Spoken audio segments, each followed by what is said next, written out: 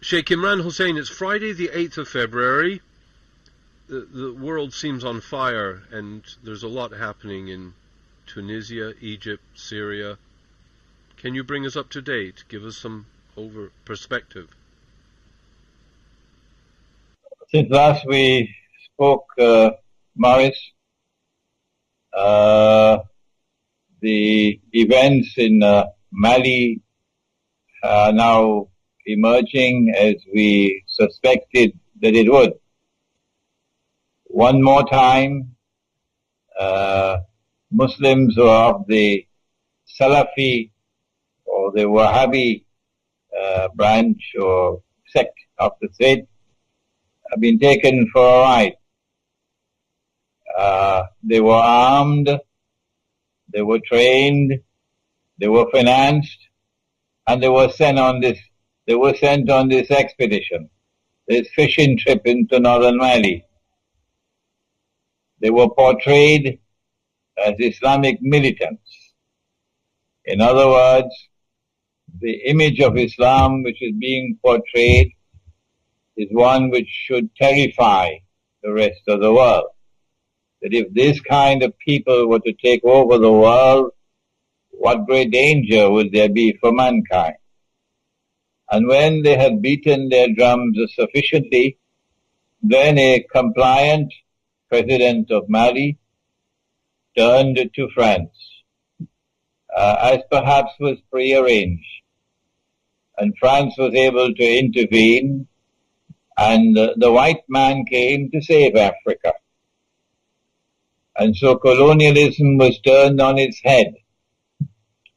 And now Western civilization has been portrayed in a positive light for the rest of Africa. And the media is going to drum this into them, television and radio and newspapers, that had it not been for France, had it not been for the United States and other countries which intervened to help France, the implication or the result would have been that the menacing face of Islam would have established itself in Mali. And that would have been a precursor for what would have come for many other countries in Africa. This kind of portrayal of Islam is absolutely essential for Israel.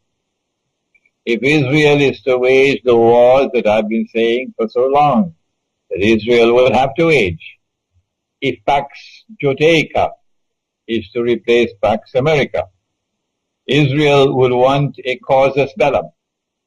Israel will want to be able to wage her great wars and yet portray herself and portray the Western world that will be supporting it, NATO, as defenders of freedom and saviors of mankind from an Islam which is menacing mankind. So it was a propaganda bonanza, what has occurred in northern Mali. And once again, the Salafi version of Islam has been taken for a ride, and they have embarrassed us. They are people who have eyes and yet do not see. They have ears and yet do not hear. Not all of them, but these who have been at work in Libya. And as a result of their work and the intervention of their friend NATO, now the Libyan government is gone and NATO is in control, essentially in control, in Libya. And they're doing the same thing. I call them Dajjal's warriors. They're doing the same thing in Syria. These are people who are being nurtured, they're being financed, they're being trained, they're being armed to act as guinea pigs, to fight NATO's war for NATO, and to advance the agenda that Israel is advancing, so that Israel can wage her wars tomorrow to save the world from Islam. That's my initial analysis of the events of northern Mali. The second thing that is important is that the war in northern Mali has already spilled over into Algeria. while Algeria has not been a model state, the government of Algeria has not been a model government. It has been complicit in many things, of which Pakistan is also complicit, and Egypt is also complicit, in renditions, for example. Yet the government of Algeria and the people of Algeria have shown themselves to have a certain kind of independence and a certain kind of originality of thinking.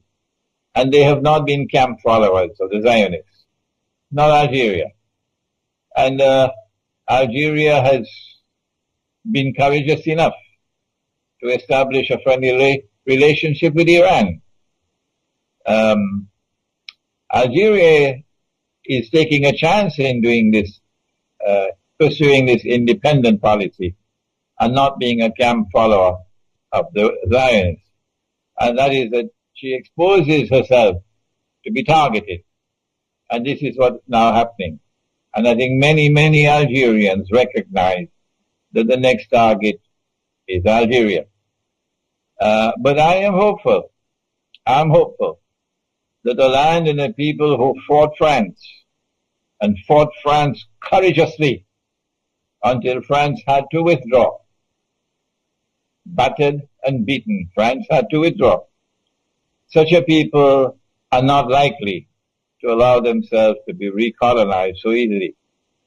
And so the Western world has a fight on its hands if it seeks to use the events in northern Mali as a toehold with which to enter into Algeria, to destabilize Algeria, and to impose once again a neo-colonial regime on Algeria.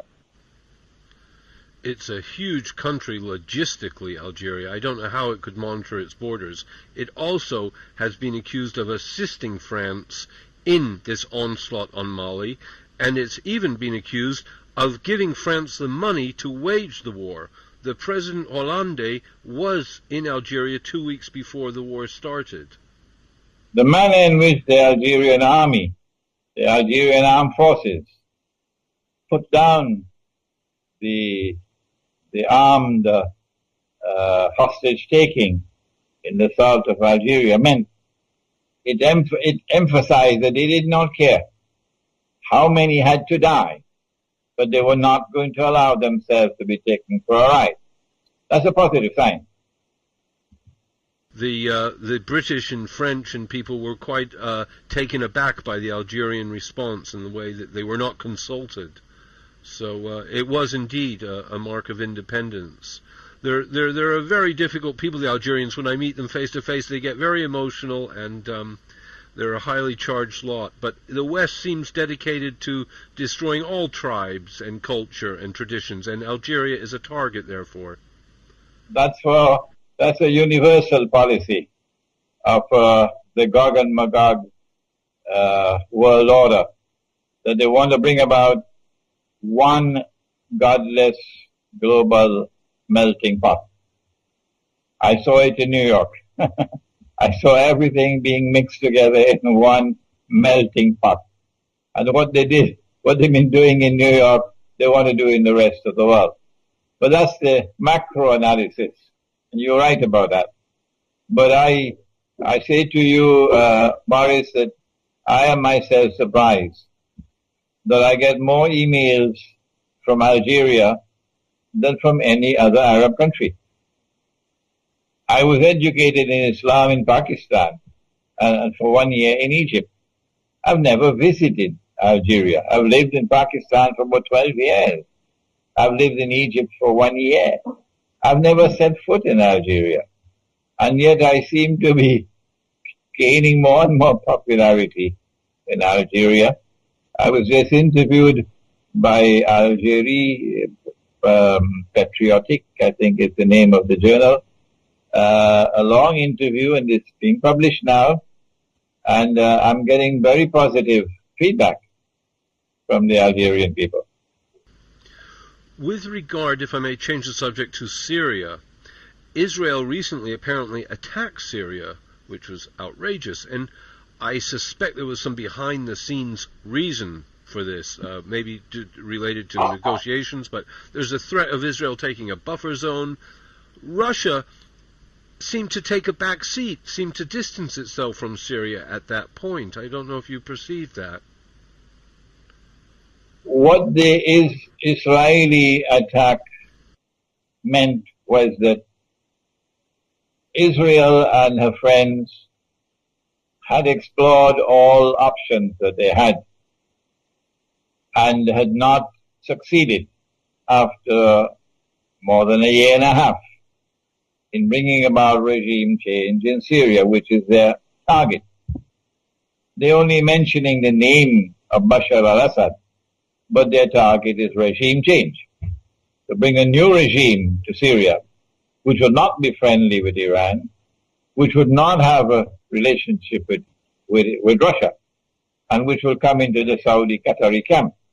That's what they want. And they're just mentioning the name of Bashar al-Assad as a red flag. So they had spent a year and a half, and they had exhausted all options. Because Russia had put its foot down, Turkey could not attack Syria. Had there not been a Vladimir Putin in Moscow, Turkey would have attacked Syria long ago. Long ago. The reason why Turkey has not attacked Syria so far is one word: Putin. That's the word. And so Putin has already demonstrated a certain degree of integrity in the subject. A certain degree of concrete evidence is there on the ground. Had it not been for him, Turkey would already have been Syria would already have been attacked. Since all options had failed, Israel now had to launch out to try to bring about a provocation which she hoped would have flared up into open war. Since it has not, because Bashar al-Assad had the good sense of not responding, and Russia had the good sense of not responding, Israel has no options now but to do what the United States has been doing in Pakistan, to continue with her incursions into Syria and launching attacks and attacking targets in Syria, aerial attacks. But the more she does that, the clearer will it become to public opinion around the world. Who is the one who is hungry for war? Who is the one on whose side aggression must be mentioned? They are the aggressors. And who is the one who is trying to avoid war? So public opinion is going to sway against Israel if she continues launching these attacks on Syrian territory. So it's a gamble that she's made, and Syria has called her bluff because Syria has refused to respond. And nothing less than a ground invasion will suffice. You can't simply attack from the air. But one of the critically important things about the Israeli attack, is that when Turkey sent her fighter aircraft on a reconnaissance mission, it appears, and they momentarily entered into Syrian airspace, they were shot down. The Syrian radar was able to pick them up, and they were shot down. How do we explain that Israeli aircraft reached up to Damascus and the Syrian radar could not pick them up, and no shots were fired against them, indicating a certain level of technology with Israel that Israel wanted to put on display, not only before Syria, but before the world. That is not lost to military experts around the world, that the Israeli aircraft were able to do what the Syrian fighter aircraft could not do. I believe that eventually they're going to lose patience, and they're going to try to make a deal with Putin. I mentioned this previously, that perhaps Obama would say to Putin, if you stay out, we stay out. Let them fight. But if you enter, we will enter, and then we risk nuclear war. So the ball will be in Putin's court. And then Turkey will attack. This is my prognosis, Morris, that we are looking at some time in the not too distant future when they have lost all patience. We look into a Turkish attack on Syria, and then the whole world will turn to Putin to see how he's going to respond. My bet is that Putin understands that what they want to do is not to rule Syria, but to rule Russia as well.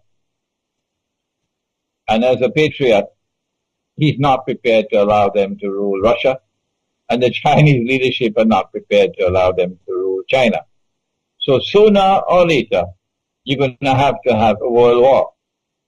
So Putin may argue, if this is what we're going to have, we might as well stop them now rather than later. We will be rooting for Putin. May I change the subject to Egypt at this point? Egypt is in terrible turmoil. I mean, I cannot understand what solutions there can be. It is polarized. What is the prognosis for this succession or the success of Egypt? Has Morsi completely mishandled the whole situation? He has a temporary respite in that the organization of Islamic states, which chose for themselves a very curious name, Organization of the Islamic Conference. It was actually chosen in French, l'Organisation de la Conférence Islamique, and that was then translated to English as the Organization of the Islamic Conference. And that name remained with them for, 40, 50 years, until they have now changed it, I believe. It is such an unimportant organization that we hardly keep up with this news. I think the new name is Islamic Organization of Islamic Cooperation, OIC. This organization met in a summit conference in Cairo over the last few days. And Morsi, acting as host, was able to reap some political dividends from the assembly of all of these heads of state. Most of them didn't come, but many of them were there. And it raised his prestige. But I think it was only a temporary respite. And that once the conference is over, the conference just ended, and the guests have returned to their homes, then the Egyptian people are going to be back again on the streets, venting their rage and their righteous indignation, and I fully support them. I fully support them. That what the Ikhwan al-Muslimun did in Egypt was what we may call a faux pas. They made a terrible blunder, an absolutely terrible blunder. And the blunder is of such magnitude, Morris, that I don't think that Morsi can survive in Egypt. Now, Ikhwan will have to choose a successor to Morsi. Morsi may be able to return to the United States and be successful as an engineer. But I don't think he has credentials anymore to rule over Egypt. No, because the mistake was so monstrous of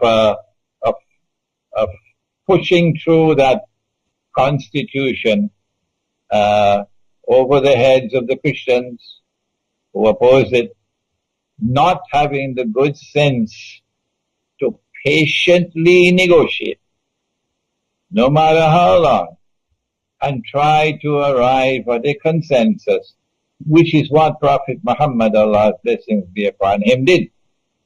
And I did give a talk in which I addressed the subject, and I criticized Morsi and the Ikhwan al-Muslimun government of Egypt of violating what I called the constitutional sunnah, or the sunnah or the way of the Prophet, Allah's blessings be upon him, in matters pertaining to the establishment of a constitution.